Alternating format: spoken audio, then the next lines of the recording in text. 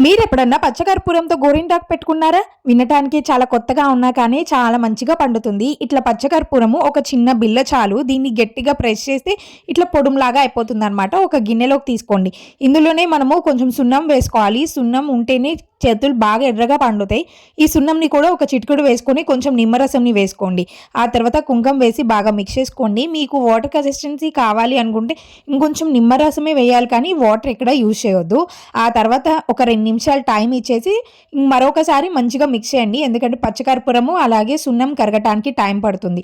ఆ తర్వాత చేతులకి చక్కగా చుక్కలు కానీ లేదంటే చిన్న డిజైన్ కానీ ఏం పెట్టుకున్నా కానీ మంచిగా పండుతుందనమాట. ఇది చిన్న పిల్లలకి కానీ అప్పటికప్పుడు ఫంక్షన్‌కి వెళ్ళాలన్నా కానీ చాలా బావుంటుంది. నా మెడలో ఉన్న నెక్లెస్ ఇందాల నుంచి మీ అందరూ చూస్తున్నారు కదా! ఇది నేను కేవీఆర్ కలెక్షన్స్ అనే ఇన్‌స్టాగ్రామ్ పేజ్ నుంచి తీసుకున్నాను. టోటల్లీ జెన్యూన్ పేజ్ అండి. వాళ్ళ దగ్గర చాలా లేటెస్ట్ జ్యువెలరీస్ అన్నీ ఉంటాయి. పేజ్‌ని ట్యాగ్ చేస్తాను చెక్ చేయండి.